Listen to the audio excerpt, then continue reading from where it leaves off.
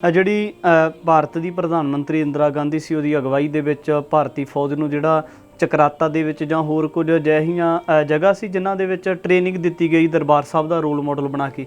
ਕੀ ਇਹਦੇ ਬਾਰੇ ਤੁਹਾਨੂੰ ਜਾਂ ਸੰਤ ਭਿੰਡਰਾਂ ਵਾਲਿਆਂ ਨੂੰ ਜਾਂ ਕਿਸੇ ਹੋਰ ਸ਼ਖਸੀਅਤ ਨੂੰ ਜਾਣਕਾਰੀ ਸੀ? ਇਸ ਚੀਜ਼ ਦਾ ਸਾਨੂੰ ਸਭ ਨੂੰ ਯਕੀਨ ਸੀ ਵੀ ਇਹ ਜਿਹੜਾ ਅਟੈਕ ਹੋਣਾ ਇਸ ਵੇਲੇ ਭਾਵੇਂ ਅਸੀਂ ਉਸ ਵੇਲੇ ਲੜਾਈ ਲੜੀ ਹੈ, ਇੱਕ ਪ੍ਰਸ਼ਨ ਚਿੰਨ੍ਹ ਹੈ ਕੀ ਅਟੈਕ ਜ਼ਰੂਰੀ ਸੀ।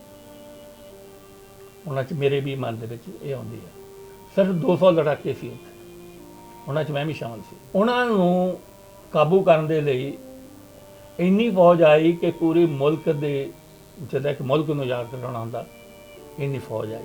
ਪਹਿਲੀ ਤਰੀਕ ਨੂੰ ਗੋਲੀ ਹੋ ਗਈ, ਮਹਿੰਗਾ ਸਿੰਘ ਦੀ ਸ਼ਹਾਦਤ ਹੋ ਗਈ। ਉਹ ਤਰੀਕ ਨੂੰ ਅੱਜ ਦੇ ਦਿਨ ਦਰਬਾਰ ਸਾਹਿਬ ਕੰਪਲੈਕਸ ਦੇ ਵਿੱਚ ਹੀ ਉਹਦਾ ਸੰਸਕਾਰ ਕੀਤਾ ਗਿਆ। ਪਹਿਲਾਂ ਅਕਾਲੀ ਦਲ ਮੰਨਦਾ ਨਹੀਂ ਸੀ, ਸਿੰਘਾਂ ਦਾ ਜੋਸ਼ ਹੀ ਇੰਨਾ ਸੀ, ਉਹਨੂੰ ਦੇਖ ਕੇ ਅਕਾਲੀ ਦਲ ਨਾ ਨਹੀਂ ਕਰ ਸਕਿਆ। ਉਹ ਲੌਂਗੋਵਾਲ ਨੇ ਖੁਦ ਕੀਰਤਨ ਕੀਤਾ। ਦਰਬਾਰ ਸਾਹਿਬ ਦੇ ਵਿੱਚ ਜਿਹੜੀਆਂ ਸੰਗਤਾਂ ਆਈਆਂ ਸੀ ਜਾਂ ਜਿਹੜੇ ਉਹਨਾਂ ਦੇ ਵਿੱਚ ਬੱਚੇ ਬਜ਼ੁਰਗ ਸੀ, ਉੱਥੋਂ ਦਾ ਹਸ਼ਰ ਵੇਖਿਆ ਜੋ ਭਾਰਤੀ ਹਕੂਮਤ ਨੇ ਕੀਤਾ? ਉਹਨਾਂ ਦਾ ਸੰਤ ਜਰਨੈਲ ਸਿੰਘ ਨੂੰ ਮਾਰਨਾ ਜਾਂ ਉੱਤੇ ਬੰਦੇ ਨੂੰ ਮਾਰਨਾ ਹੀ ਟਾਰਗੇਟ ਨਹੀਂ ਸੀ।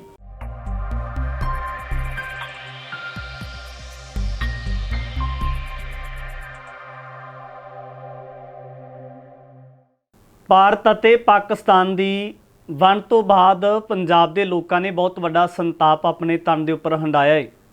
ਉਹਦੇ ਵਿੱਚੋਂ ਸਿੱਖ ਕੌਮ ਨੇ ਬਹੁਤ ਵੱਡੀ ਤਾਦਾਦ ਦੇ ਵਿੱਚ ਭਾਰਤ ਨੂੰ ਆਜ਼ਾਦ ਕਰਵਾਉਣ ਵਾਸਤੇ ਵੀ ਇਸ ਤੋਂ ਪਹਿਲਾਂ ਕੁਰਬਾਨੀਆਂ ਦਿੱਤੀਆਂ ਨੇ, ਪਰ ਇਸ ਦਾ ਖਮਿਆਜ਼ਾ ਸ੍ਰੀ ਅਕਾਲ ਤਖਤ ਸਾਹਿਬ ਅਤੇ ਸ੍ਰੀ ਦਰਬਾਰ ਸਾਹਿਬ ਨੂੰ ਢਹਿ ਢੇਰੀ ਕਰਕੇ ਸਿੱਖਾਂ ਨੂੰ ਦਿੱਤਾ ਜਾਂਦਾ ਹੈ। ਜੂਨ ਮਹੀਨੇ ਦੇ ਵਿੱਚ ਭਾਰਤੀ ਹਕੂਮਤ ਦੇ ਵੱਲੋਂ ਲੱਖਾਂ ਦੀ ਤਾਦਾਦ ਦੇ ਵਿੱਚ ਫੌਜ ਚੜਾ ਕੇ ਦਰਬਾਰ ਸਾਹਿਬ ਦੇ ਉੱਪਰ ਅਟੈਕ ਕੀਤਾ ਜਾਂਦਾ ਹੈ। ਸਿੰਘਾਂ ਦੇ ਸਮੇਤ ਗੁਰਪੁਰਬ ਮਨਾਉਣ ਆਈਆਂ ਸੰਗਤਾਂ ਨੂੰ ਜਿਹੜਾ ਉੱਥੇ ਜਾਮੇ ਸ਼ਹਾਦਤ ਦਾ ਜਾਮ ਪਿਲਾਇਆ ਜਾਂਦਾ ਹੈ। ਤਾਂ ਮੇਰੀ ਕੋਸ਼ਿਸ਼ ਹੁੰਦੀ ਹੈ ਕਿ ਜੂਨ ਦਾ ਮਹੀਨਾ ਆ ਚੁੱਕਾ ਹੈ ਔਰ ਇਸ ਜੂਨ ਦੇ ਮਹੀਨੇ ਦੇ ਬਾਰੇ ਜੋ ਕੁਝ ਭਾਰਤੀ ਹਕੂਮਤ ਦੇ ਵੱਲੋਂ ਕੀਤਾ ਗਿਆ ਤਾਂ ਇਸ ਦੇ ਬਾਰੇ ਜਾਣਕਾਰੀ ਲੈ ਕੇ ਦਰਸ਼ਕਾਂ ਦੇ ਵਿੱਚ, ਸਿੱਖ ਸੰਗਤਾਂ ਦੇ ਵਿੱਚ ਜ਼ਰੂਰ ਲੈ ਕੇ ਆਂਦੀ ਜਾਣੀ ਚਾਹੀਦੀ ਹੈ। ਤਾਂ 1984 ਦੇ ਨਾਲ ਸੰਬੰਧਿਤ ਉਹਨਾਂ ਚਸ਼ਮਦੀਦਾਂ ਦੇ ਨਾਲ ਗੱਲਬਾਤ ਕਰਕੇ ਸਮੁੱਚੇ ਰੂਪ ਦੇ ਵਿੱਚ ਪੂਰਨ ਜਾਣਕਾਰੀ ਲੈ ਕੇ ਜਿਹੜੇ ਤੱਥ ਨੇ ਉਹਨਾਂ ਨੂੰ ਇਕੱਠਿਆਂ ਕਰਕੇ ਗੱਲਬਾਤ ਕਰਾਂਗੇ।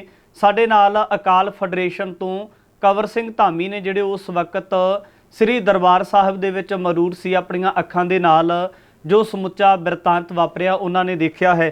ਗੱਲਬਾਤ ਕਰ ਲੈਂਦੇ ਹਾਂ। ਭਾਈ ਸਾਹਿਬ ਜੀ, ਸਭ ਤੋਂ ਪਹਿਲਾਂ ਸਵਾਗਤ ਹੈ ਜੀ। ਵਾਹਿਗੁਰੂ ਜੀ ਕਾ ਖਾਲਸਾ, ਵਾਹਿਗੁਰੂ ਜੀ ਕੀ ਫਤਿਹ। ਵਾਹਿਗੁਰੂ ਜੀ। ਭਾਈ ਸਾਹਿਬ ਜੀ, ਸਭ ਤੋਂ ਪਹਿਲਾਂ ਵੱਡਾ ਸਵਾਲ ਹੈ, ਤੁਸੀਂ ਦਰਬਾਰ ਸਾਹਿਬ ਦੇ ਵਿੱਚ ਮੌਜੂਦ ਹੁੰਦੇ ਹੋ, ਤਾਂ ਇਸ ਤੋਂ ਪਹਿਲਾਂ ਕਦੋਂ ਗਏ ਸੀ ਦਰਬਾਰ ਸਾਹਿਬ ਦੇ ਵਿੱਚ, ਜਾਂ ਉਹ ਸੰਤ ਭਿੰਡਰਾਂ ਵਾਲਿਆਂ ਦੇ ਨਾਲ ਕਦੋਂ ਜੁੜੇ ਸੀ?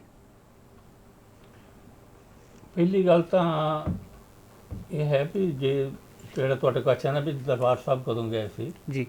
ਦਰਬਾਰ ਸਾਹਿਬ ਸੰਤਾਂ ਦੇ ਨਾਲ ਹੀ ਮੈਂ ਗਿਆ 1982 ਦੇ ਵਿੱਚ। ਉਹ ਤੋਂ ਮੈਂ ਪਹਿਲਾਂ ਭਗੌੜਾ ਸੀ, ਮੈਂ ਬਾਅਦ 'ਚ ਗੱਲ ਕਰਦਾ। ਤੁਹਾਡਾ ਜਿਹੜਾ ਕੁਐਸਚਨ ਉਹਦਾ ਜਵਾਬ ਇਹ ਹੈ ਕਿ ਮੈਂ ਜਿੱਥੇ ਹੋਰ ਭਗੌੜੇ ਸਿੰਘ ਸੀ ਉਹਨਾਂ ਦੇ ਵਿੱਚ ਮੈਂ ਵੀ ਸ਼ਾਮਲ ਸੀ। ਤਾਂ ਜਿਸਲੇ ਮਹਿਤੇ ਚੌਂਕ ਨੂੰ ਘੇਰਾ ਪੈਣ ਦੀ ਭਾਵਨਾ ਸੀ, ਭਾਈ ਅਮਰੀਕ ਸਿੰਘ ਫੜ ਹੋ ਗਿਆ, ਭਾਈ ਤਾਰਾ ਸਿੰਘ ਜੀ ਫੜ ਹੋ ਗਿਆ ਸੀ। ਉਸ ਵੇਲੇ ਦੇ ਹਾਲਾਤ ਇਹ ਹੋਏ ਸੀ ਵੀ ਮਹਿਤੇ ਚੌਂਕ ਅਸੀਂ ਗ੍ਰਿਫਤਾਰੀ ਦੇਣ ਤੋਂ ਜਾਂ ਮਹਿਤੇ ਚੌਂਕ ਇੱਕ ਹੋਣ ਵਾਲੀ ਲੜਾਈ ਤੋਂ ਇੱਕ ਗੁਰੀਲਾ ਯੁੱਧ ਨੀਤੀ ਅਨੁਸਾਰ ਅਸੀਂ ਬੈਟਰ ਸਮਝਿਆ ਵੀ ਅਸੀਂ ਦਰਬਾਰ ਸਾਹਿਬ ਨੂੰ ਚਾਲੇ ਪਾਈਏ। ਤਾਂ ਉਸ ਵੇਲੇ ਅਰਦਾਸ ਕਰਕੇ ਉਹ ਪੂਰੇ ਜਥੇ ਦੇ ਵਿੱਚ ਮੈਂ ਵੀ ਸ਼ਾਮਲ ਸੀ। ਜੇ ਇਸ ਤੋਂ ਪਹਿਲਾਂ ਦੀ ਗੱਲ ਆਈ 1984 ਤੋਂ ਪਹਿਲਾਂ ਤਮਾਮ ਜਥੇਬੰਦੀਆਂ ਸਨ। ਸਿੱਖ ਸਟੂਡੈਂਟ ਫੈਡਰੇਸ਼ਨ ਦੀ ਗੱਲ ਕਰਦੇ ਹਾਂ ਜਾਂ ਹੋਰ ਜਥੇਬੰਦੀਆਂ ਦੀ ਗੱਲ ਕਰਦੇ ਹਾਂ, ਹਰ ਜਥੇਬੰਦੀ ਦਾ ਆਪਣਾ ਆਪਣਾ ਮਕਸਦ ਸੀ। ਨੌਜਵਾਨਾਂ ਦੇ ਵਿੱਚ ਸਿੱਖੀ ਪ੍ਰਚਾਰ ਪ੍ਰਸਾਰ ਕਿਵੇਂ ਕਰਨਾ ਹੈ, ਲੋਕਾਂ ਦੇ ਵਿੱਚ ਅਵੇਅਰਨੈਸ ਪੈਦਾ ਕਿਵੇਂ ਕਰਨੀ ਹੈ। ਤਾਂ ਤੁਸੀਂ ਅਕਾਲ ਫੈਡਰੇਸ਼ਨ ਦੇ ਨਾਲ ਸੰਬੰਧਿਤ ਸੀ, ਅਕਾਲ ਫੈਡਰੇਸ਼ਨ ਨੂੰ ਹੋਂਦ ਵਿੱਚ ਲੈ ਕੇ ਆਉਣੇ ਹੋ। ਤੁਹਾਡੀ ਜਿਹੜੀ ਜਥੇਬੰਦੀ ਸੀ ਇਹਦਾ ਮਕਸਦ ਕੀ ਸੀ? ਅਕਾਲ ਫੈਡਰੇਸ਼ਨ ਬਣਾਉਣ ਦੀ ਜ਼ਰੂਰਤ ਕਿਉਂ ਪਈ? ਨਹੀਂ, ਉਹ ਜਿਹੜਾ ਕੁਐਸਚਨ ਹੈ ਤੁਹਾਡਾ ਉਹਦੇ ਵਿੱਚ ਹੈਗਾ ਵੀ ਅਕਾਲ ਫੈਡਰੇਸ਼ਨ ਤਾਂ ਦਰਬਾਰ ਸਾਹਿਬ ਕੰਪਲੈਕਸ ਦੇ ਵਿੱਚ ਇੱਕ ਲੋੜ ਅਨੁਸਾਰ ਬਣੀ। ਇੱਕ ਸਿਧਾਂਤਕ ਸੇਧ ਦੇਣ ਦੇ ਲਈ ਬੁੱਧੀਜੀਵੀਆਂ ਦੇ ਨਾਲ ਮਿਲ ਕੇ ਇੱਕ ਆਰਗੇਨਾਈਜੇਸ਼ਨ ਬਣਾਈ ਸੀ ਜੋ ਕਿ ਮਿਲੀਟੈਂਸੀ ਨੂੰ ਦੀ ਵਕਾਲਤ ਕਰਦੀ ਸੀ।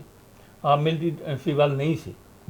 ਆਪ ਜ਼ਿੰਮੇਵਾਰੀਆਂ ਨਹੀਂ ਸੀ ਲੈਂਦੀ, ਪਰ ਖਾੜਕੂ ਜਿਹੜੇ ਕੰਮ ਕਰਦੇ ਸੀ ਉਹਨਾਂ ਦੀ ਇਹ ਮਤਲਬ ਉਹਨਾਂ ਨੂੰ ਮਤਲਬ ਉਤਸ਼ਾਹਿਤ ਕਰਦੀ ਸੀ। ਤਾਂ ਇੱਕ ਸਿਧਾਂਤਕ ਤੌਰ ਤੇ ਸਾਡਾ ਇੱਕ ਨਾਅਰਾ ਸੀ ਵੀ ਕਲਮ ਔਰ ਪ੍ਰੈਸ ਤਲਵਾਰ ਤੋਂ ਤਗੜੀਆਂ ਹੁੰਦੀਆਂ। ਅਸੀਂ ਇਸ ਮਕਸਦ ਨਾਲ ਕਾਲਫਰੇਸ਼ਨ ਬਣਾਈ ਸੀ। ਇਹ 1983 ਚ ਬਣੀ ਹੈ। ਹੋਰ ਤੁਹਾਡਾ ਕੁਐਸਚਨ ਕੀ ਸੀ?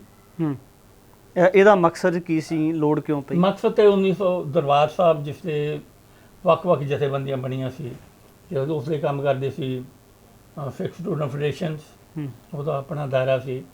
ਉਹ ਅਕਾਲੀ ਦਲ ਔਰ ਸੰਤ ਪਿੰਡਰਾਂ ਵਾਲਿਆਂ ਦੇ ਵਿਚਕਾਰ ਕੜੀ ਦੇ ਤੌਰ ਤੇ ਕੰਮ ਕਰਦੀ ਸੀ। ਉਹਦਾ ਇੱਕ ਆਪਣਾ ਦਾਇਰਾ ਸੀ, ਉਹਦੇ ਕੰਮ ਕਰਨ ਦਾ ਤਰੀਕਾ ਸੀ। ਇਸੇ ਤਰ੍ਹਾਂ ਦਰਬਾਰ ਸਾਹਿਬ ਜਿਸਲੇ ਚੱਲਦੇ ਸੀ, ਅਖੰਡ ਕੀਰਤਨ ਜਥਾ ਸੀ, ਅਕਾਲੀ ਦਲ ਜਿਹੜਾ ਹੈਗਾ ਉਹ ਵੀ ਆ ਗਿਆ ਸੀ, ਡਿਕਟੇਟਰ ਨੂੰ ਮੰਨ ਲਿਆ ਸੀ। ਜਦ ਕਿ ਮੋਰਚਾ ਜਿਹੜਾ ਸ਼ੁਰੂ ਕੀਤਾ ਉਹ ਸੰਤ ਭਿੰਡਰਾਂ ਵਾਲਿਆਂ ਨੇ ਕੀਤਾ ਸੀ। ਜਦੋਂ ਅਸੀਂ ਮਤਲਬ ਕੰਪਲੈਕਸ ਦੇ ਵਿੱਚ ਗਏ ਹਾਂ, ਉਹ ਚੱਲਿਆ ਸੀ ਕੋਈ 4 ਅਗਸਤ ਤੱਕ। 4 ਅਗਸਤ ਨੂੰ ਇਹ ਅਕਾਲੀ ਦਲ ਨੇ ਬਣਾ ਲਿਆ, ਉਹ ਮੋਰਚਾ ਡਿਕਟੇਟਰ ਬਣ ਗਿਆ, ਧਰਮਯੁੱਧ ਮੋਰਚਾ। ਧਰਮਯੁੱਧ ਮੋਰਚਾ ਸਰਦਾਰ ਪ੍ਰਕਾਸ਼ ਸਿੰਘ ਬਾਦਲ ਨੇ ਮਤਲਬ ਗ੍ਰਿਫਤਾਰੀ ਦੇਣ ਤੋਂ ਬਾਅਦ ਫਿਰ ਉਹਦਾ ਬਕਾਇਦਾ ਉਹ ਕਪੂਰੀ ਮੋਰਚੇ ਤੋਂ ਆ ਕੇ ਅਨੰਦਪੁਰ ਸਾਹਿਬ ਮਤੇ ਤੇ ਇਹ ਮੋਰਚਾ ਚੱਲ ਪਿਆ। ਉਸ ਤੋਂ ਬਾਅਦ ਹਾਲਾਤ 82 ਤੋਂ 84 ਤੱਕ ਜਿੱਦਾਂ ਬਦਲਦੇ ਗਏ, ਤਾਂ ਫਿਰ ਇੱਕ ਬੜੀ ਮਜ਼ਬੂਤ ਜਥੇਬੰਦੀ ਬਣੀ ਆ ਅਖੰਡ ਕੀਰਤਨ ਜਥੇ ਦੇ ਵਿੱਚੋਂ ਹੀ ਸੰਬੰਧਿਤ ਬੱਬਰ ਖਾਲਸਾ। ਉਸ ਤੋਂ ਬਾਅਦ ਸਿੱਖ ਸਟੂਡੈਂਟ ਫੈਡਰੇਸ਼ਨ ਆਲਰੇਡੀ ਕੰਮ ਕਰਦੀ ਸੀ। ਫਿਰ ਦਮਦਮੀ ਟਕਸਾਲ ਹੋ ਗਈ, ਹੋਰ ਨਾਨਕ ਸਿੰਘ ਜਥੇਬੰਦੀਆਂ ਵੀ ਆਈਆਂ। ਇਹਨਾਂ ਦਾ ਆਪਣਾ ਵੱਖਰਾ ਰੋਲ ਸੀ ਵੱਖਰੇ ਟਾਈਮ 'ਤੇ, ਪਰ ਆਪਣੇ ਅਸਲੀ ਮਕਸਦ ਦੇ ਲਈ ਸਭ ਇਕੱਠੇ ਸੀ। ਜਿਹੜਾ ਬੱਬਰ ਖਾਲਸਾ ਸੀ ਜਾਂ ਸੰਤਾਂ ਦੇ ਨਾਲ ਉਹਨਾਂ ਦੇ ਕੋਈ ਨਿੱਜੀ ਮਤਭੇਦ ਵੀ ਕਹਿ ਜਾਂਦੇ ਨੇ, ਕਿਹੜੇ ਮਤਭੇਦ ਸੀ? ਨਹੀਂ, ਉਹ ਜਿਹੜੇ ਹੈਗੇ ਨਾ, ਦੇਖੋ ਇਹ ਗੱਲ ਮੈਂ ਸਮਝਦਾ ਵੀ ਸਾਹਮਣੇ ਆਉਣੇ ਚਾਹੀਦੇ ਆ। ਇਹਨਾਂ ਨੂੰ ਸਹੀ ਢੰਗ ਦੇ ਨਾਲ ਕੋਈ ਸਾਹਮਣੇ ਨਹੀਂ ਲਿਆ ਰਿਹਾ। ਮੈਨੂੰ ਇਸ ਥੋੜ੍ਹਾ ਜਿਹਾ ਅਫਸੋਸ ਵੀ ਆ। ਸ਼ਾਇਦ ਮੈਂ ਵੀ ਥੋੜ੍ਹਾ ਆਪਣੇ ਆਪ ਨੂੰ ਸਮਝਦਾ ਵੀ ਮੈਨੂੰ ਵੀ ਇਹ ਗੱਲ ਪਹਿਲਾਂ ਵੀ ਕਰ ਲੈਣੀ ਚਾਹੀਦੀ ਸੀ, ਹੁਣ ਵੀ ਕੋਈ ਟਾਈਮ ਨਹੀਂ ਹੋਇਆ। ਇਹ ਦੇਖੋ ਜਿਹੜੇ ਬੱਬਰ ਖਾਲਸਾ ਬਣਿਆ, ਅਸੀਂ ਉਸਨੂੰ ਇਸੇ ਤਰ੍ਹਾਂ ਦੇਖਦੇ ਹਾਂ ਵੀ ਇਹ ਸੰਤਾਂ ਦੇ ਵਿਰੋਧੀ ਸੀ, ਪਰ ਉੱਥੇ ਇੱਕ ਰਣਨੀਤੀ ਚੱਲਦੀ ਸੀ ਜਨਰਲ ਸੁਖਬੀਰ ਸਿੰਘ ਦੀ, ਜਿਹਨੂੰ ਜਿਹੜੇ ਅਸੀਂ ਬੈਠੇ ਸੀ ਉਹ ਤਾਂ ਸਮਝਦੇ ਵੀ ਸੀ, ਅਸੀਂ ਉਹਦੀ ਦਾਦ ਵੀ ਦਿੰਦੇ, ਜਿਹਦੀ ਇੱਕ ਰਣਨੀਤੀ ਨੂੰ ਦੁਸ਼ਮਣ ਵੀ ਮੰਨਦਾ। ਜਿਹੜਾ ਬੱਬਰ ਖਾਲਸਾ ਉਹਦੇ ਬਣਨ ਦੇ ਬਾਰੇ ਮੈਂ ਤੁਹਾਨੂੰ ਇੱਕ ਸਪਸ਼ਟ ਕਰਦਾ, ਇੱਕ ਕਲੀਅਰ ਕਰਾਂ। ਜਿਸ ਦੇ ਅਸੀਂ ਉੱਥੇ ਗਏ ਸੀ ਦਰਬਾਰ ਸਾਹਿਬ, ਉਸ ਵੇਲੇ ਸਾਡੇ ਲਈ ਮੋਰਚਾ ਚਲਾਉਣਾ ਬਹੁਤ ਔਖਾ ਹੋ ਗਿਆ ਸੀ। ਜਿਹੜੇ ਕੁਛ ਦਿਨ ਚਲਾਏ, 51 ਸਿੰਘ ਅਸੀਂ ਰੋਜ਼ ਭੇਜਣੇ ਸੀ। ਜਿਹੜੇ ਲੜਨ ਵਾਲੇ ਸਿੰਘ ਵੀ ਸਾਨੂੰ ਗ੍ਰਿਫਤਾਰੀਆਂ ਦੇਣੀਆਂ ਪੈ ਗਈਆਂ ਸੀ, ਔਰ 51 ਸਿੰਘ ਅਸੀਂ ਨਹੀਂ ਭੇਜ ਸਕਦੇ। ਅਸੀਂ ਸ਼ੁਕਰ ਕੀਤਾ, ਔਰ ਟੋੜੇ ਦੀ ਵੀ ਅਸੀਂ ਚਲੋ ਸਿਫਤ ਕਰਦੇ ਹਾਂ, ਉਹ ਛਾਤਰ ਦਿਮਾਗ ਸੀ ਦਵੱਲੇ, ਉਹਦੀ ਬਣਦੀ ਸੀ।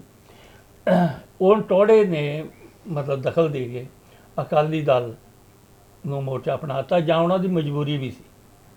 ਜਿਸ ਤਰ੍ਹਾਂ ਸੰਤਾਂ 'ਚ ਲੜਾਈ ਹੋ ਗਈ, ਨਹੀਂ ਤਾਂ ਅਕਾਲੀ ਦਲ ਦੀ ਆਪਣੀ ਜਿਹੜੀ ਪੋਜੀਸ਼ਨ ਖਰਾਬ ਹੁੰਦੀ ਸੀ, ਤਾਂ ਉਹ ਜਿਸਲੇ ਉਹਨੇ ਅਪਣਾ ਲਿਆ ਤਾਂ ਅਸੀਂ ਸ਼ੁਕਰ ਕੀਤਾ। ਉਸ ਤੋਂ ਬਾਅਦ ਜਿਸਲੇ ਇੱਕ ਮਿਲੀਟੈਂਟ ਦੇ ਤੌਰ 'ਤੇ ਜਿਹੜੀ ਲੜਾਈ ਸੀ ਉਹ ਵੀ ਲੜ ਹੋਣੀ ਸੀ।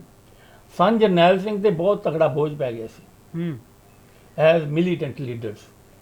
ਭਜਨ ਲਾਲ ਦੇ ਅਕਸਰ ਬਿਆਨ ਆਉਂਦੇ ਸੀ ਕਿ ਇਹਨੂੰ ਜਿਹੜਾ ਹੈਗਾ ਦਰਬਾਰ ਸਾਹਿਬ 'ਚ ਕੱਢਿਆ ਜਾਵੇ।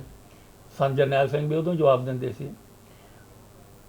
ਉਸ ਟਾਈਮ 'ਤੇ ਕੁਛ ਮਤਲਬ ਜਿਹੜਾ ਲੇਟ, ਤੁਸੀਂ ਉਹ ਖੁਦ ਦੇਖ ਲਓ ਵੀ ਜਦੋਂ ਬੱਬਰ ਖਾਲਸਾ ਹੋਂਦ 'ਚ ਆਇਆ, ਇੱਕ ਪੋਲੀਟਿਕਸ ਸੀ, ਅਕਾਲੀ ਦਲ ਦੀ ਆਪਣੀ ਪੋਲੀਟਿਕਸ ਸੀ, ਅਤੇ ਮਿਲੀਟੈਂਟ ਬੰਦੇ ਜਿੰਨੇ ਵੀ ਸੀ ਉਹਨਾਂ ਦੀ ਆਪਣੀ ਪੋਲੀਟਿਕਸ ਸੀ।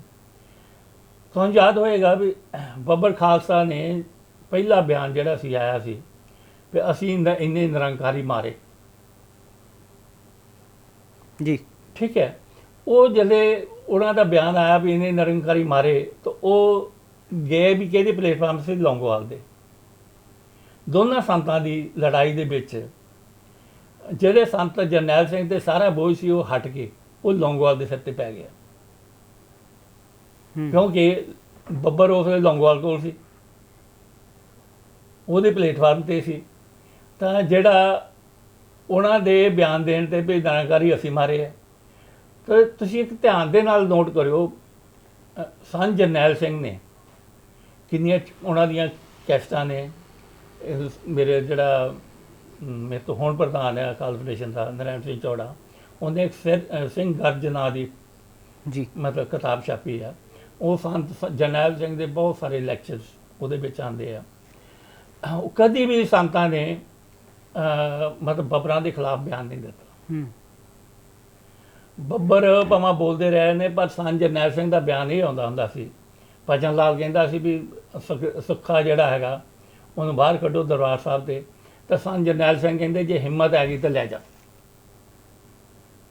ਇਸ ਤੋਂ ਧਿਆਨ ਨਾਲ ਪੜ੍ਹੋ।